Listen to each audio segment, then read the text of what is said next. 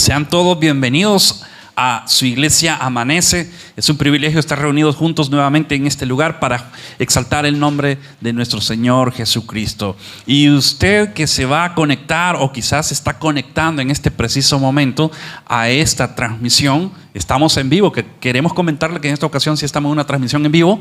Queremos bendecir su vida ahí hasta donde se encuentra, desde donde pueda estar conectándose a esta señal en cualquier dispositivo, en su hogar, quizás en su casita o en otro lugar fuera de casa. Pero si usted está conectándose a esta señal, le deseamos desde su iglesia Amanece un cordial abrazo. Deseamos que nuestro Señor Jesucristo siga perfeccionando su obra maravillosa en su vida.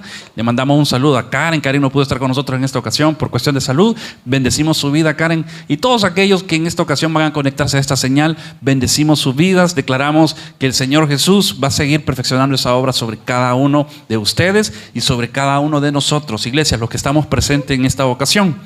Recuerde que somos Iglesia Amanece, y como dice nuestro eslogan, ¿verdad? Nuestro lema: con cada amanecer Dios nos concede la oportunidad de un nuevo comienzo en este mundo, en esta tierra, en este planeta, como lo decía Herbert. La palabra mundo significa sistema, ¿verdad? Significa un sistema, y cuando hablamos de este mundo estamos hablando de que en medio de este sistema social, o los sistemas sociales que existen en las naciones, en medio de esto el Señor sobre todos manifiesta su misericordia. Cada vez que el sol sale, el Señor manifiesta su misericordia. Por eso son nuevas cada mañana sus misericordias. En esta ocasión vamos a darle continuidad al mensaje que comenzamos desarrollando el domingo pasado, que tiene que ver con constantes en nuestra esperanza en Dios, ¿verdad? Constantes en nuestra esperanza. Y sabe, hay 7 principios que voy a desarrollar que son importantes que tengamos presentes para poder ser constantes en nuestra esperanza en Dios. Cabe mencionar que el domingo pasado estuvimos hablando precisamente del primer principio, que era este. Lo voy a retroalimentar un poquito para ponerlo en perspectiva y en contexto por los que no vieron el mensaje anterior. Decíamos en primer lugar que para ser constantes en nuestra esperanza, ¿verdad?, es importante asumir un compromiso personal y serio con el reino de Dios y con nuestro Señor Jesucristo. Explicábamos algo muy interesante, y es que en cualquier proyecto, en cualquier actividad de nuestra vida, mire, en cualquier plan de trabajo o proyecto de trabajo, es tan importante que se contemplen objetivos, se contemplen metas, pero ante todo exista la base de todo, tiene que ser un compromiso serio con ese proyecto de vida. Y cuando nosotros hablamos de construir una vida espiritual, de crecer en el reino de Dios, de avanzar en el reino de Dios, debemos entender que tiene que ser el proyecto de vida más importante, el proyecto de vida más relevante, el proyecto de vida al cual tenemos que darle nuestra prioridad todo el tiempo como hijos de Dios. Porque en esa medida, cuando nosotros nos comprometemos de manera personal y le damos la seriedad de vida a ese proyecto de vida, ¿verdad? Le damos la seriedad de vida a ese proyecto de vida, a ese proyecto de mantenerme constante en la esperanza viva que Dios me ha prometido. En esa medida, mis hermanos, vamos a ver resultados. Lo bonito de un proyecto y un plan es que cuando las personas se comprometen y son constantes en ese compromiso, los resultados se ven. Los resultados se ven, y eso lo podemos ver en cualquier área de nuestra vida. Por eso le mencionaba, todos de alguna manera tenemos proyectos, tenemos planes. Un proyecto, por ejemplo, puede ser estudiar una carrera universitaria, o si ya terminó su carrera universitaria al nivel de una licenciatura o ingeniería, posiblemente exista un proyecto de continuar con una maestría y culminarla posteriormente con un doctorado, ¿verdad? En lo personal conozco un par de personas que no tienen una licenciatura o un doctorado. Son personas que tienen hasta 7 títulos universitarios. Imagínense qué interesante. Son personas que se han comprometido en ese sentido, con la parte educativa, académica. Han comprometido sus vidas, y qué bueno por eso. Alguien puede comprometerse con el deporte, con una vida deportiva, con una vida atlética. Alguien puede comprometerse con su familia, comprometerse con su trabajo, comprometerse con un negocio, etc. Es decir, todos los proyectos de vida van a requerir o toda actividad o proyecto en nuestra vida, mejor dicho, va a requerir un compromiso, asumir un compromiso personal, pero también serio. Y la seriedad que nosotros le demos a las cosas o a los proyectos, así conforme a eso van a ser los resultados.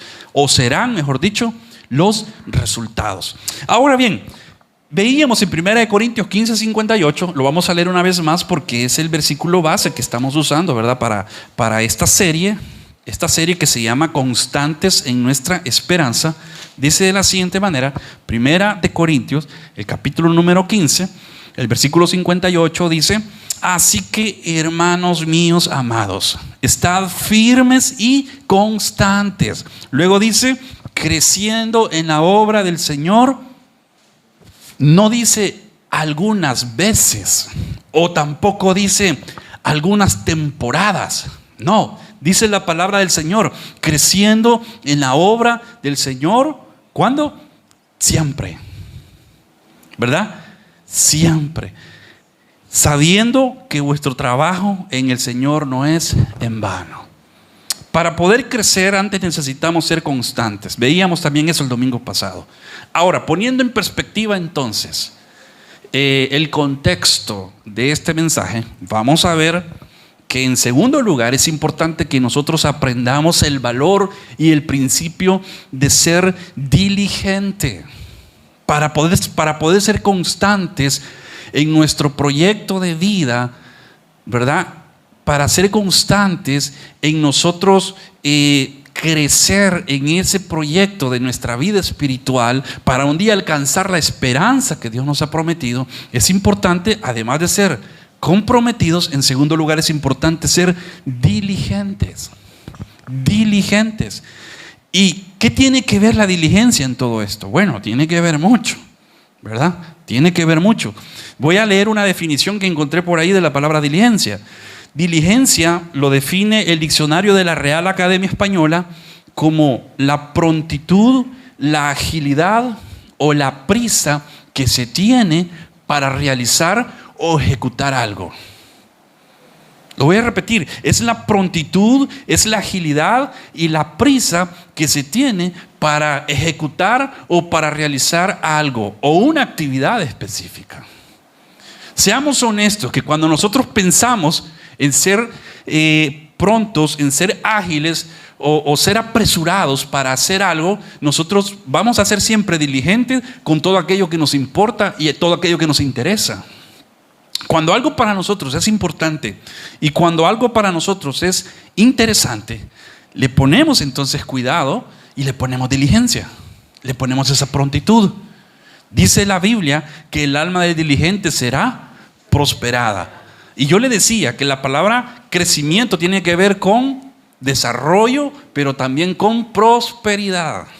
Y está bien que busquemos ser diligentes en todos los proyectos personales que tengamos, familiares, académicos, de trabajo. Pero no se puede quedar atrás nuestro proyecto de crecimiento espiritual.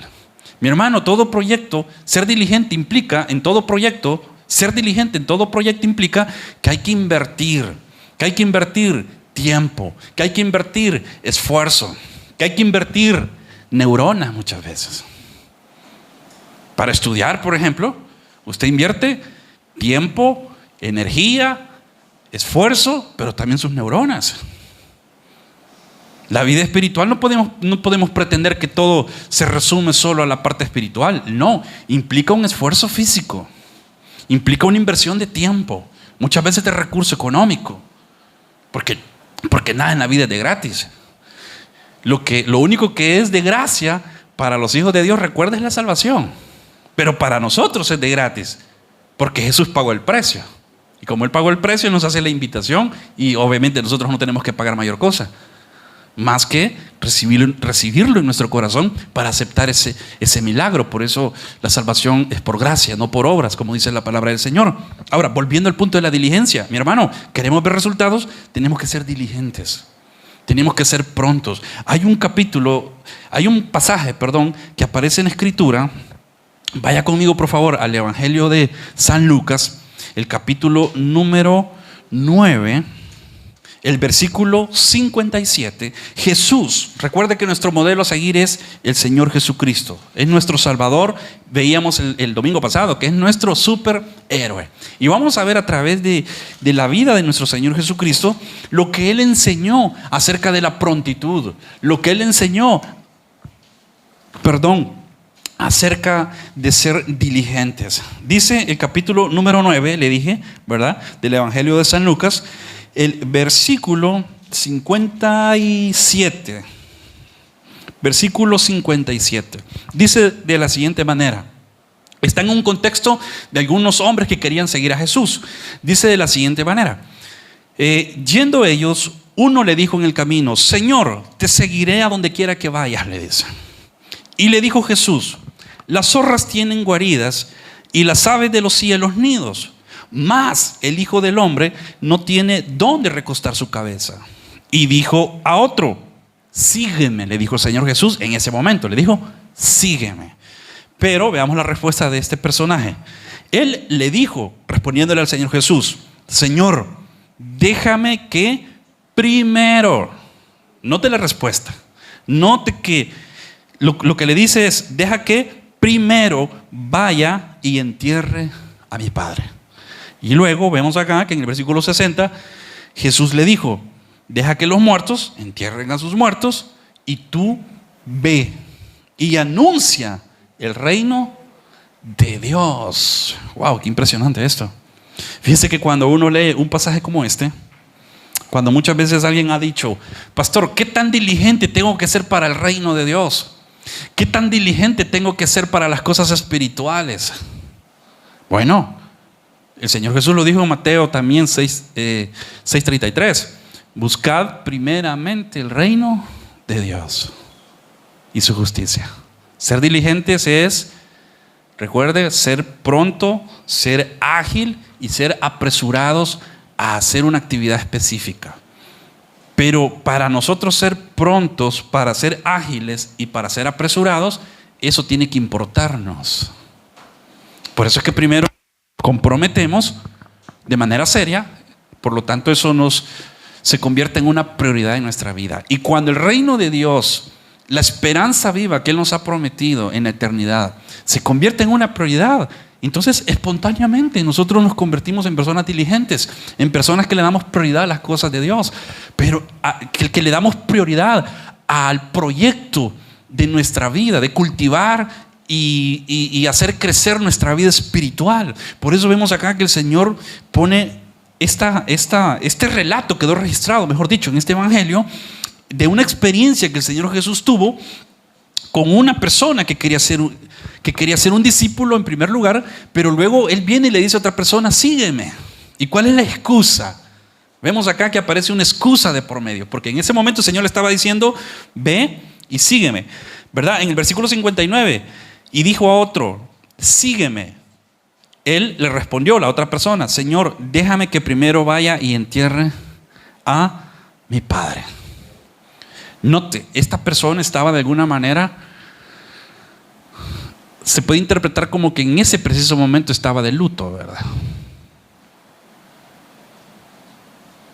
Se puede interpretar como que en ese momento estaba de luto, y cualquiera diría: pucha, que el Señor es un desconsiderado, ¿verdad?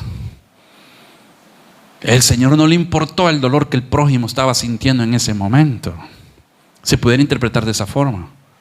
Pero leyendo algunos comentarios bíblicos, escuché dos comentarios relacionados a este pasaje.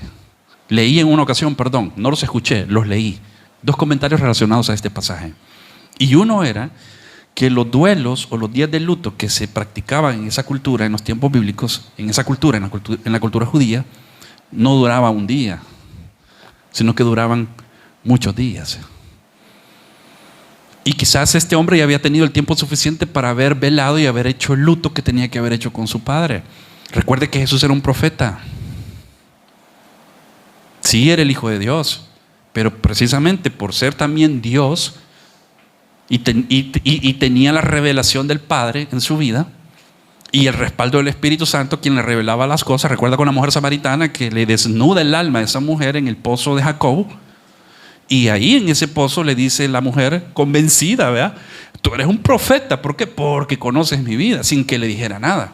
Entonces, ¿usted cree que el Señor no sabía la condición de que ese hombre estaba viviendo y experimentando? Por supuesto. Pero el Señor sabía que precisamente porque estaba de luto, con más razón, necesitaba estar cerca de Jesús. Porque, mi hermano, se lo planteo de esta forma.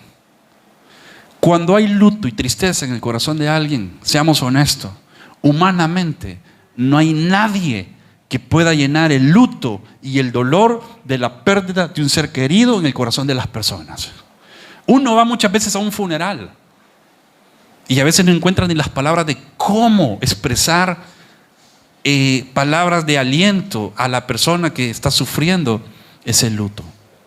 Sin embargo, cuando alguien ha muerto en Cristo, es diferente, porque uno dice, bueno, el consuelo es que murió en Cristo Jesús, por lo tanto hay una esperanza viva.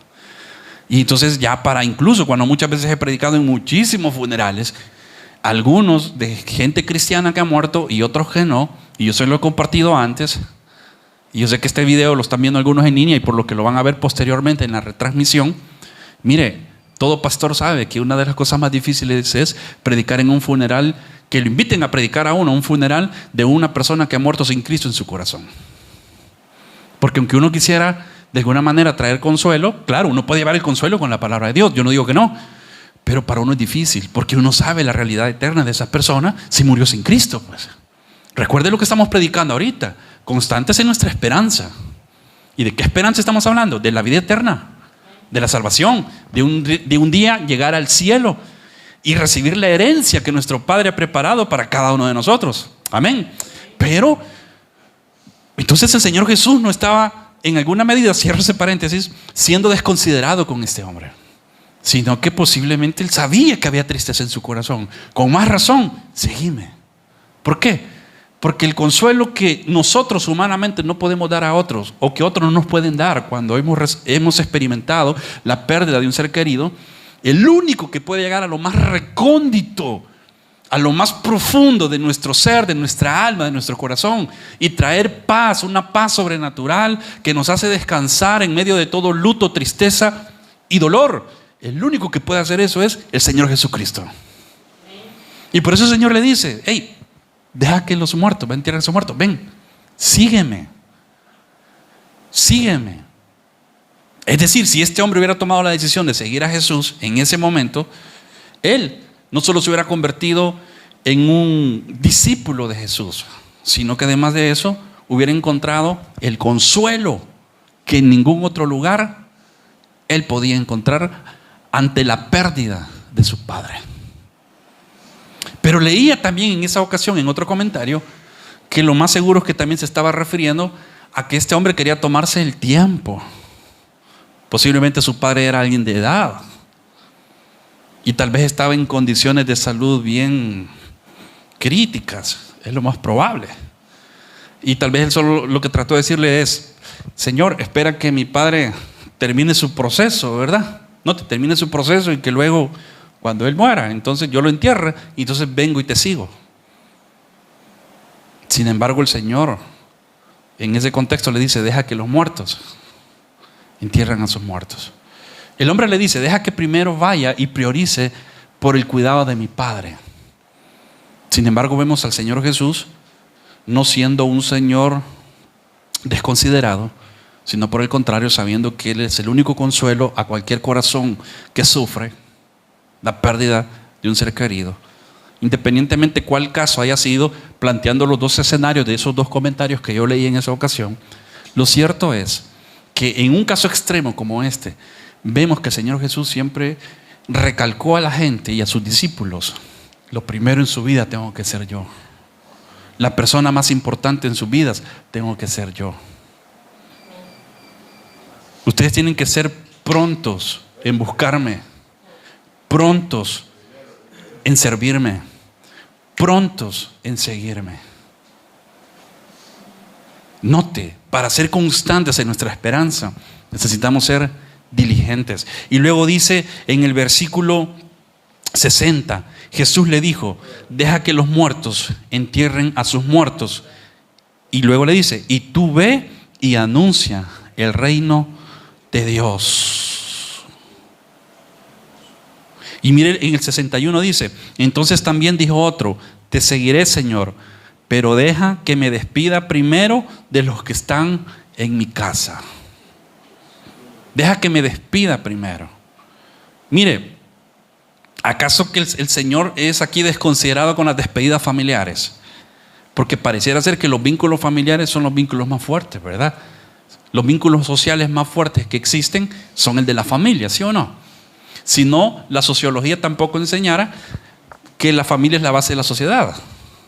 Pero más que conceptos sociológicos, veámoslo desde el punto de vista también bíblico. Dios creó al hombre, primero a Adán y a Eva, para que fuesen una familia y luego se multiplicasen sobre la tierra. Entonces, el concepto de familia es un concepto que no nace con la sociología, no, ni tan siquiera nace con el hombre, no. El concepto de familia nace con Dios en el cielo. Por lo tanto, cualquiera pudiera pensar: este Señor Jesús, qué desconsiderado, un humanista, como lo veíamos el domingo pasado, ¿verdad? La corriente humanista. Primero el hombre, el bienestar del hombre. Alguien puede pensar: y este Jesús que no pensaba en el bienestar de la familia de ese hombre, ¿que acaso él no le da importancia a la familia? Pudiese pensar un sociólogo. Pero no. De hecho, vemos entonces que el concepto de familia fue algo que nació en el cielo con Dios mismo, con Jesús mismo. Imagínense, de hecho, el Señor vino con el propósito de revelarnos la identidad del Padre, de Dios, mejor, voy a reestructurar ese planteamiento. El Señor Jesús vino, una de las misiones que Él traía a esta tierra era revelarnos la identidad de Dios como nuestro Padre. Y nosotros sus hijos. Y recuerden que en ese contexto estamos predicando todos estos principios que hemos estado enseñando desde hace varias semanas. Hijo de Dios. Y por lo tanto estamos hablando de esto porque como hijos de Dios somos acreedores de una herencia, de una riqueza que Él ha reservado y preparado para cada uno de nosotros en el cielo. Pero también bendiciones en esa tierra. Entonces, no es que Jesús no le dé importancia a la familia. Pero cuando se trata de ser constantes en nuestra esperanza, en nuestro proyecto de vida espiritual, en perseverar en alcanzar esa esperanza viva, cuando se trata de ser constantes, al Señor le importa, le interesa y espera que nosotros seamos diligentes. Y recuerde, la palabra diligencia es prontitud. Es decir, yo no puedo posponer las cosas de Dios para después. Yo no puedo posponer algo que Dios me está pidiendo hoy para mañana. Yo no puedo posponer una decisión en mi vida espiritual que Dios me está hablando hoy y decir la otra semana, el otro mes. Porque es ahí cuando nos perdemos las grandes oportunidades que Dios está poniendo delante de nosotros. ¿Cuándo perdemos oportunidades de que Dios nos bendiga muchas veces? Cuando ponemos excusas. Y vemos aquí dos excusas bien válidas. Dos excusas bien válidas desde el punto de vista de la sociología, desde el punto de vista de la psicología y desde el punto de vista del humanismo. Tiene que enterrar a su padre. Primera buena excusa. Segunda, tengo que despedirme de mi familia porque yo soy un hombre de familia. Está bien. La familia es una bendición que Dios le ha dado al hombre y es lo que no hay que perder de vista. Es un regalo que Dios le ha dado al hombre. Pero ¿de dónde procede esa bendición? De Dios. Por lo tanto, antes que incluso la familia, Dios tiene que seguir siendo lo primero en nuestros corazones. Y tenemos que ser diligentes en actuar en ese sentido, en reconocer eso. Entonces le dice aquí, el Señor le da la primera respuesta. Le dice, deja que los muertos entierren a sus muertos, tú ve y anuncia el reino de Dios. Note, la prioridad de Jesús siempre ha sido y va a seguir siendo el reino de Dios. Por lo tanto, nosotros como discípulos, nuestra prioridad tiene que ser también los intereses del reino de Dios. ¿Y cuál es ese interés que Jesús le estaba diciendo aquí a este hombre? Le dice, anuncia el reino. Pero para anunciarlo tenemos que vivir en el reino antes. Tenemos que ser constantes, mi hermano. Para ser constantes es importante que seamos diligentes. No podemos ser constantes si no somos diligentes. Y luego la segunda respuesta que Jesús le da a la otra excusa de la familia, le dice Jesús a este hombre, en el versículo 62, cuando este hombre le responde, le dice primero en el 61 este hombre: te seguiré, Señor, pero déjame que me despida primero de los que están en mi casa. Note, en las dos excusas aparece la palabra primero. ¿Y sabe qué ocurrió aquí? Que estos hombres estaban priorizando incluso por aquello que desde el punto de vista humano es más importante, pero estaban dejando en segundo lugar a Jesús. Mi hermano, y eso no puede ser así. No puede ser así. Mire, el Señor Jesús lo dijo de esta otra forma: hay dos grandes mandamientos en los que se resumen la ley y los profetas. Y dicho de otra forma, hay dos grandes mandamientos en los que se resumen todos los mandamientos que se encuentran en la Biblia.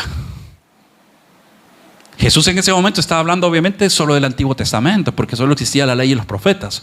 Hoy nosotros tenemos una Biblia de 66 libros porque se escribió posteriormente de la venida de Jesús a la tierra el Nuevo Testamento.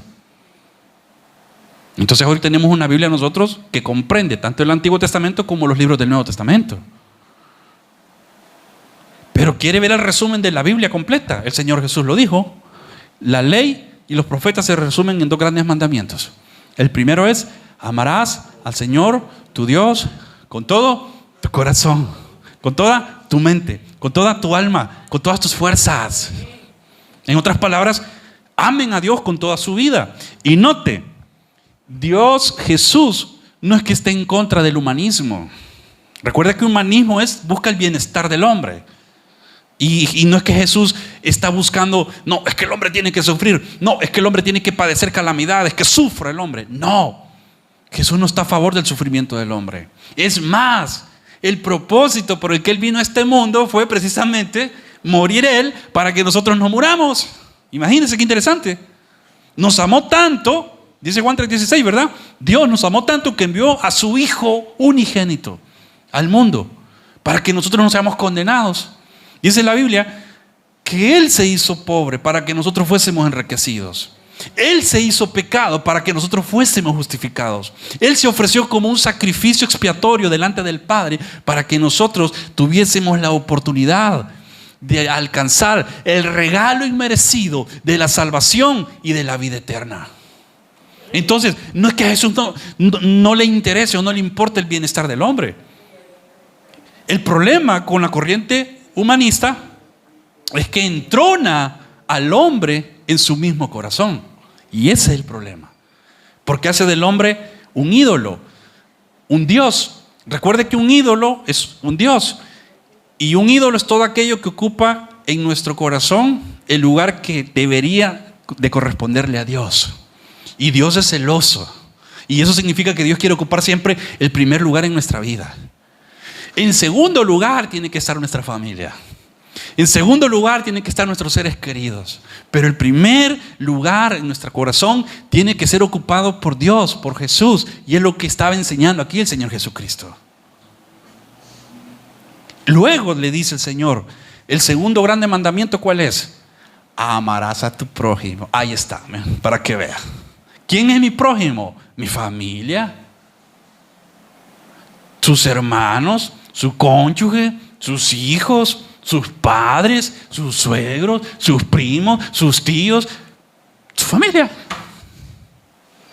sus amigos, hasta sus enemigos son su prójimo. Imagínense cómo es de lindo el Señor. Nos manda hasta amar a nuestros enemigos. Para que vea que Dios sí le está dando importancia al hombre. Solo que cuando se trata de poner en una balanza, ¿qué es más importante? ¿Buscar el bienestar de Dios o del hombre? Entonces Dios dice, prioricen por mí.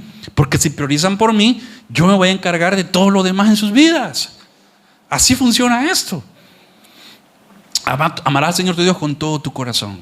Entonces, mi hermano, hay que ser diligentes. No solo para entender ese principio bíblico, sino para ser perseverantes en practicar todos los días, día con día, este principio. La esperanza de Dios es una esperanza viva, recuerde. No es una ficción, no es una historieta. La Nueva Jerusalén que estuvimos estudiando en el libro de Apocalipsis semanas atrás. Las moradas celestiales que menciona San Juan. No es una ficción, no es una historieta. El cuerpo glorificado que promete y que expone magistralmente el apóstol Pablo en 1 Corintios 15 y 1 Tesalonicenses capítulo 4. No es una historieta, no es una ficción, es la herencia que Él ha preparado para nosotros. Pero tenemos que ser constantes en esa esperanza. Amén, iglesia. Amén. Entonces viene aquí, en el versículo 62, le dice el Señor Jesús: ninguno que poniendo su mano en el arado mira hacia atrás, es apto para el reino de Dios. Uy, mi hermano, eso es fuerte. ¿Sabe por qué? Porque está hablando de aptitud con P, no actitud con C, diferente. Está hablando de aptitud con P. Y eso tiene que ver con la capacidad.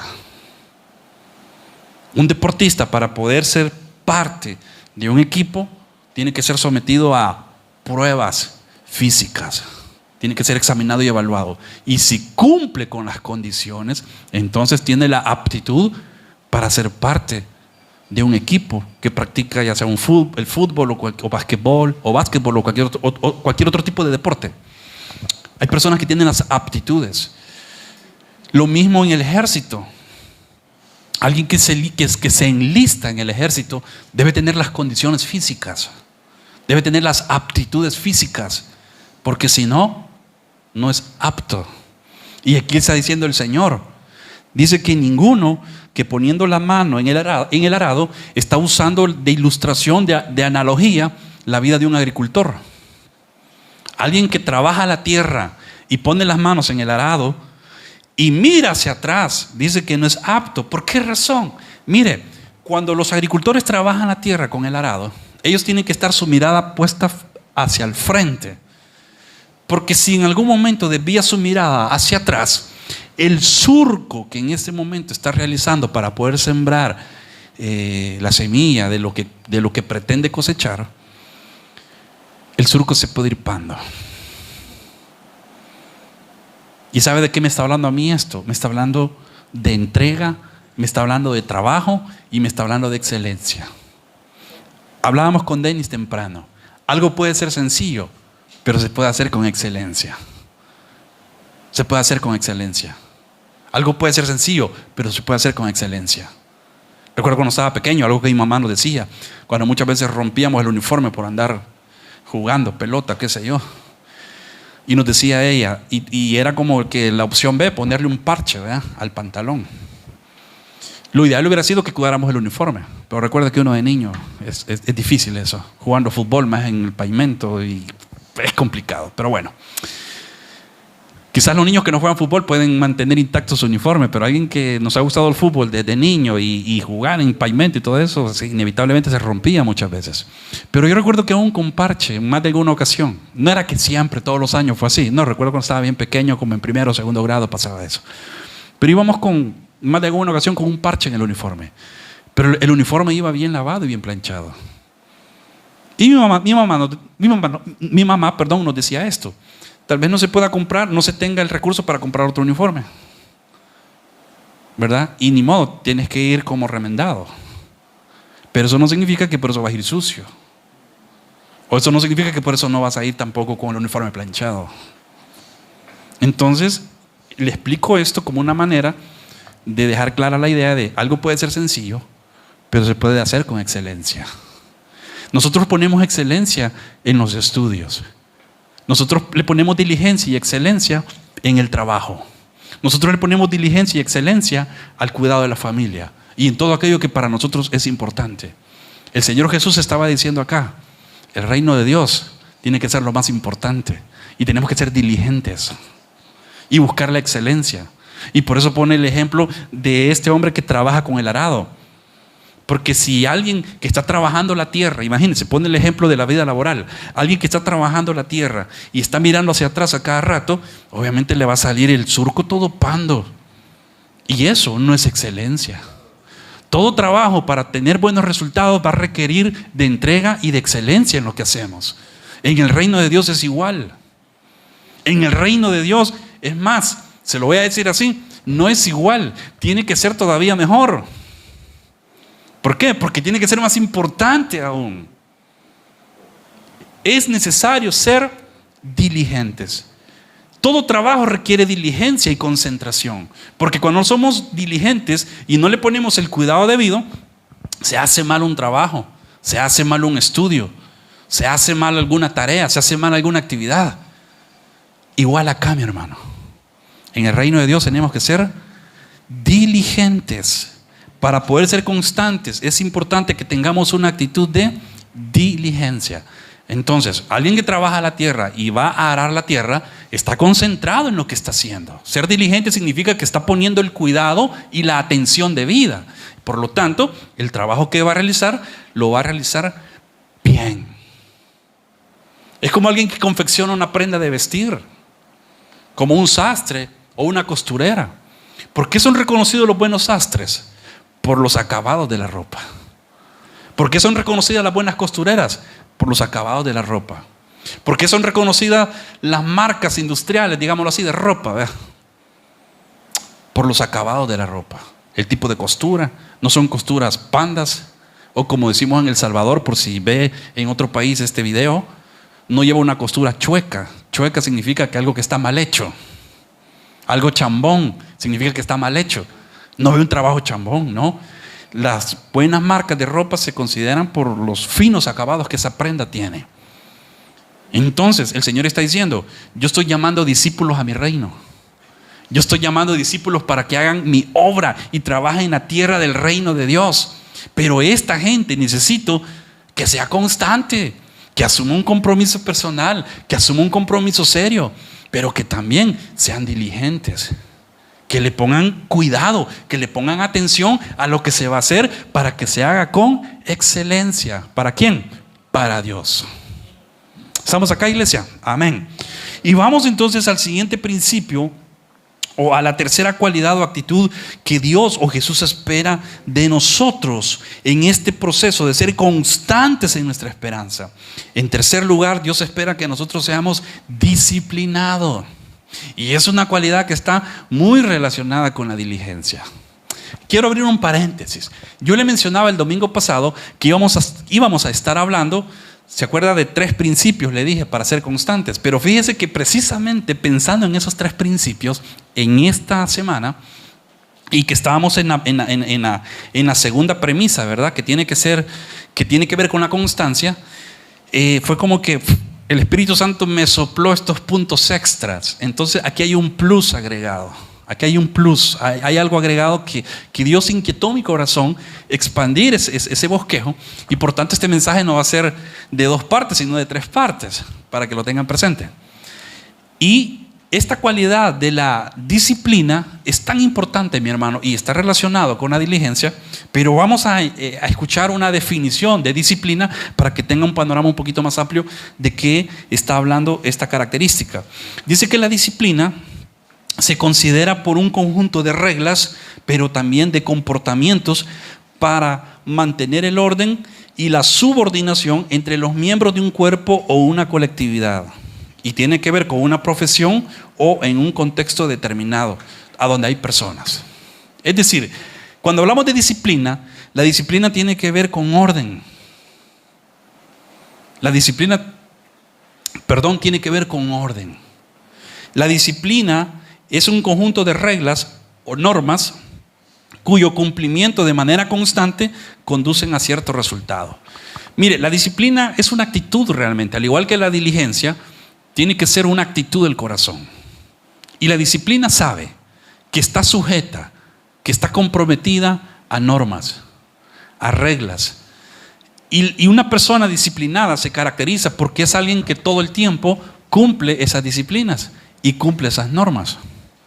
Un ejemplo, la puntualidad. Una persona que es puntual es una persona disciplinada. Y alguien que es puntual se reconoce porque todo el tiempo llega a la hora que ha programado una cita. Todo el tiempo.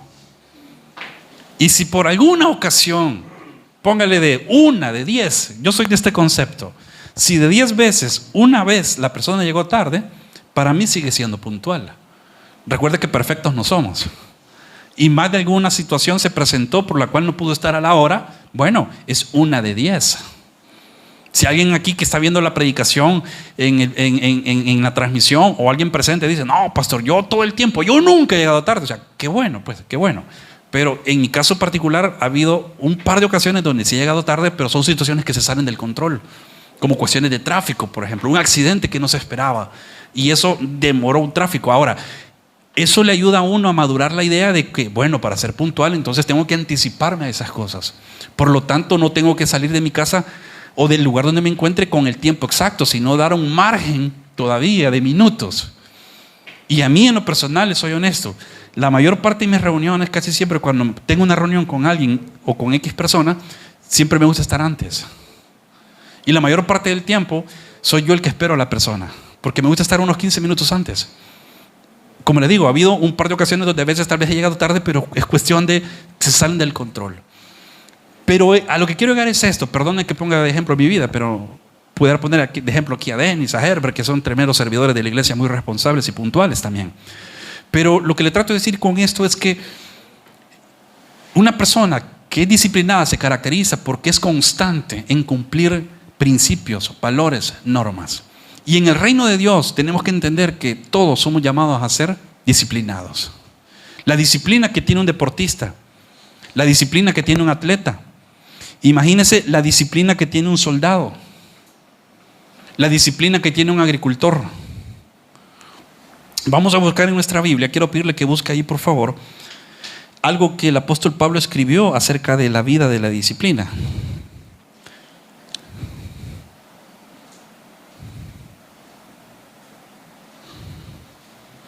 Busquen Primera de Corintios, el capítulo número 9. Hay un versículo que habla y que el apóstol Pablo citó precisamente para ilustrar un poquito este aspecto de la disciplina.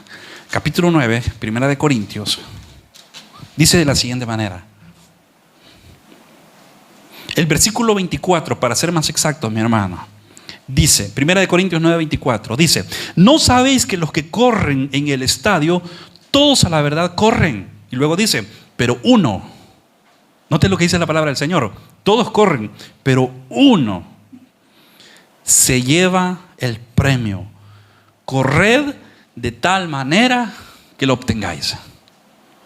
Está hablando de disciplina, mi hermano. La disciplina conlleva entrega.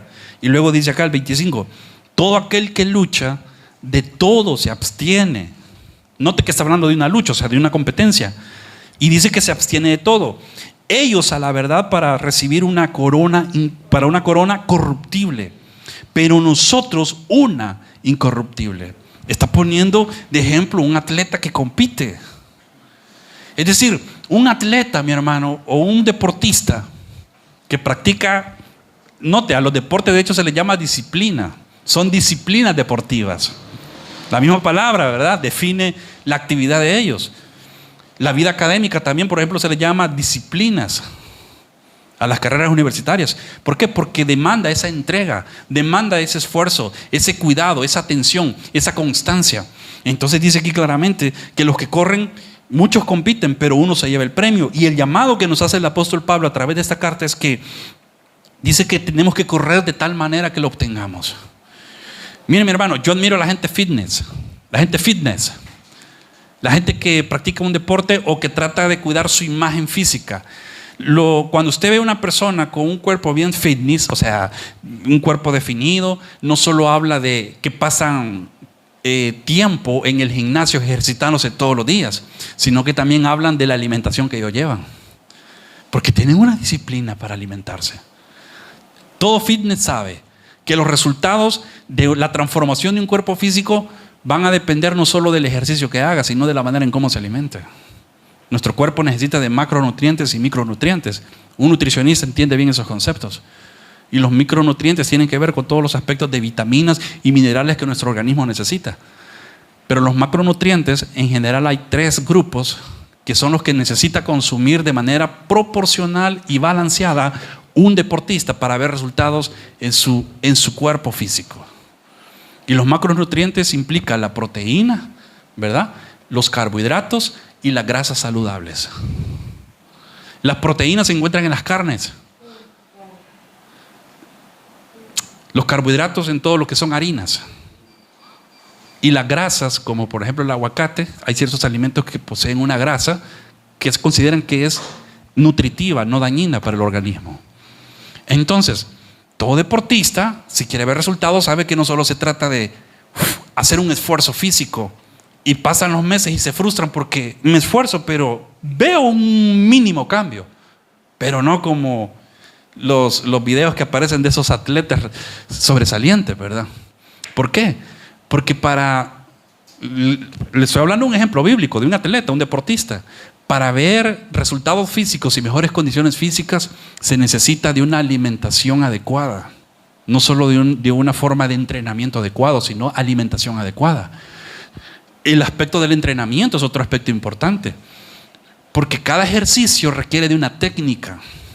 Y si a la hora de estar entrenando, ejercitándose, la persona no hace la técnica de la manera correcta, tampoco verá resultados. Lejos de eso se puede hasta lesionar, hombre, en una parte de su cuerpo.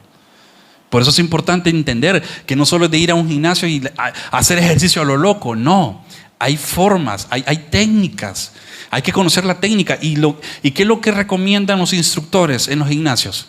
Que lo importante no es tanto el peso que se levante, sino la técnica que se emplea. Y conforme se desarrolla la técnica, el cuerpo mismo desarrolla más fuerza automáticamente y por consiguiente se puede ir subiendo el peso. Pero de repente usted ve a mucha gente que desconoce esos principios y haciendo ejercicio a lo loco, va, y levantando grandes cantidades, pero cuando tienen fuerza, pero cuando lo ve físicamente no tienen mayor transformación en su cuerpo. ¿Por qué? Porque no solo se trata de ir y hacer una fuerza a lo loco, sino de hacerlo con inteligencia, hacerlo intencionalmente. Y eso requiere dedicación, concentración, cuidado. Imagínense, tener una disciplina de comer todos los días de la manera que sabe que su cuerpo necesita alimentarse, no solo por comer. Negarse a aquellos alimentos de comida rápida o comida chatarra, que son los más llamativos, pero que sabe que no le benefician en su proceso de desarrollar sus músculos y su cuerpo. Se requiere disciplina. Y aquí la Biblia habla que el que lucha, dice, de todo se abstiene. Note, la Biblia está usando de ejemplo la vida de un atleta. Y que tiene que ser un ejemplo para nosotros.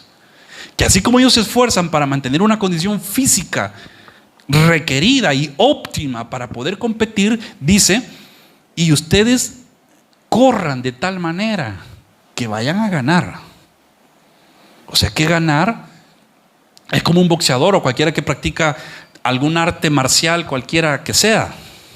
Sabe que hay procesos de disciplina en cuanto a horarios, en cuanto a alimentación, en cuanto a entrenamiento. ¿Y sabe cómo se le llama a eso? Se le llama rutinas. Entonces, quiero cerrar este punto diciéndole esto. El éxito de ellos, ¿en qué radica? En ser fieles a las rutinas. Ahí está. Ahí está el éxito. Si una persona es fiel en apegarse a la rutina alimenticia, si una persona es fiel en apegarse a la rutina de entrenamiento, si una persona es fiel en apegarse a la rutina de un horario, con los meses verán los resultados. En otras palabras, es lo que el apóstol Pablo está diciendo aquí en 1 Corintios 9, 25. Todo aquel que lucha, dice, hablando de competencia, de todo se abstiene. Ellos a la verdad para recibir una corona corruptible. ¿Cuánto más nosotros, mi hermano, que es una corona incorruptible? Que Dios está reservando y preparando para nosotros en el cielo. Imagínense, piensen en eso, qué poderoso. De todo se abstiene. Es decir, que así como los deportistas son intencionales y planifican su rutina de entrenamiento y de alimentación y su horario, mi hermano, tenemos que ser constantes en las cosas espirituales. Y si queremos ver resultado, tenemos que crear rutinas, tenemos que hacer un plan de trabajo de cómo nosotros vamos a cuidar nuestra vida espiritual. Leer la Biblia todos los días. Claro que en la medida que nosotros la leamos y meditemos en ella todos los días y nos apeguemos a esa rutina de alimentarnos espiritualmente de la manera que nuestro cuerpo lo requiere y lo necesita, espiritualmente hablando, veremos los resultados. La oración, la adoración, congregarse fielmente. Por eso es que muchas veces se encuentra con cristianos desnutridos, con su fe toda apagada, toda marchitada, toda triste. O sea, ¿y qué se puede esperar de alguien que no prioriza por cuidar su vida espiritual? ¿Qué se puede esperar de alguien que no prioriza por ser diligente y ponerle el cuidado, la atención de vida a su vida espiritual? Alguien que no es disciplinado en congregarse. Alguien que no es disciplinado en meditar en la Biblia todos los días. Y es difícil que nosotros tengamos o desarrollemos una disciplina si no hacemos un plan de trabajo. Y hay cosas que pueden parecer rutinarias, como, y eso de congregarse todos los domingos, pareciera ser una rutina. De hecho, es una rutina. Leer la Biblia todos los días es una rutina. Orar todos los días es una rutina. Y en la medida que nos apegamos a esa rutina, los resultados a favor los vamos a ver. Y vamos a ser cristianos espiritualmente fortalecidos. Y vamos a competir en esta carrera que no es una competencia contra nuestros hermanos. Es una competencia contra la vida misma, contra el pecado, contra el mundo, contra todo aquello que nos desenfoca del plan de Dios. Cuando nosotros nos apegamos a esas rutinas, mis hermanos, entonces vamos a ver resultados. Quiero compartirle un pensamiento que escribí esta semana, por cierto, y lo compartí en mis redes sociales. Y lo quise preparar para compartírselos a ustedes en esta ocasión, en este mensaje, y quiero ir finalizando con esto. Dice este pensamiento: no vine a este mundo a competir con nadie más que conmigo mismo. Mi desafío en la vida es, en primer lugar, pasar mis propios límites. Segundo, vencer mis miedos. Tengo mis miedos también. Tercero, luchar contra mis defectos. Son tantos.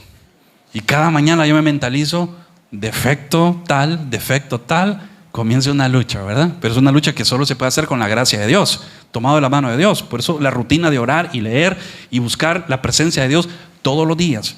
Y dice a continuación este pensamiento: contra mis luchas, contra mis defectos, he venido a esta vida a superar todas las dificultades. En el camino habrán pruebas que van muchas veces a querernos desanimar, tropiezos que nos van a querer hacer caer, situaciones que nos van a golpear quizás nuestra fe, nuestra esperanza. Pero debemos entender que esa es la lucha, esa es la competencia. Y si yo estoy apegado a mi rutina cotidiana de entrenar, estudiando la palabra todos los días, orando todos los días, dándole la prioridad sobre toda actividad del día, dándole la prioridad a cultivar y a cuidar mi vida espiritual, entonces las dificultades van a ser desafíos que con la ayuda de Dios se van a poder superar. Y dice el pensamiento: no he venido entonces a competir con nadie más que a correr tras mis objetivos establecidos conforme al plan que Dios ha diseñado para mi vida. Y de eso se trata, mi hermano. La vida espiritual se tiene que cultivar, se tiene que trabajar para poder ver resultados. Todo atleta necesita ser disciplinado para ver resultados. De igual forma, nosotros no podemos pretender ser constantes en la esperanza que Dios nos ha dado si en primer lugar no somos comprometidos. Si no asumimos un compromiso serio, no vamos a ver resultados. En segundo lugar, les decía, tenemos que ser diligentes. Tenemos que ser prontos para hacer aquello que es importante, en este caso, las cosas espirituales, las actividades espirituales. Y en tercer lugar, mi hermano, estamos hablando de la disciplina. Las actitudes que necesitamos en nuestra vida para ser constantes y de esa manera experimentar crecimiento. Muchos se terminan alejando de los caminos de Dios por esta sencilla razón. ¿Por qué? Porque no fueron disciplinados ni diligentes en cuidar las cosas espirituales. El llamado, según la Biblia, en 1 Corintios 9:25 dice: todo aquel que lucha se abstiene. Y en el 26 dice: así que yo de esta manera corro, no como para la aventura. De esta manera peleo, no como quien golpea al aire, sino que golpeo mi cuerpo y lo pongo en servidumbre. No sea que habiendo sido heraldo para otros, yo mismo venga a ser eliminado. Note, el apóstol Pablo no estaba compitiendo con nadie. Él estaba compitiendo consigo mismo. Y por eso dice: golpeo mi cuerpo, lo sujeto a servidumbre. ¿A quién? A Jesús. Porque si yo no me disciplino a mí mismo, Después de haber sido maestro, la palabra heraldo significa maestro. Después de haber sido un maestro, yo mismo puedo terminar siendo eliminado. Mi hermano, luchar legítimamente significa no nos autoengañemos.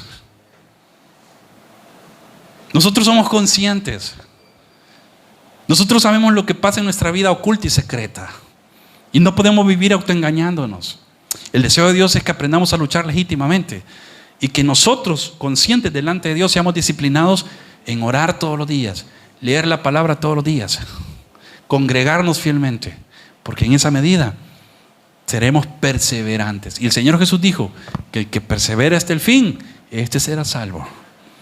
Necesitamos ser disciplinados si queremos alcanzar la herencia de esa promesa gloriosa que Dios ha preparado para cada uno de sus hijos. Gracias por haberse conectado a esta transmisión. Esperamos y deseamos de lo más profundo de nuestro corazón que esta palabra haya sido de mucha bendición, de edificación para su vida. Y si usted lo está viendo en retransmisión, bendecimos de igual forma su vida y le invitamos a que se siga conectando a esta transmisión los siguientes domingos. Recibo un fuerte abrazo desde su iglesia Amanece. Que Dios me los bendiga mucho.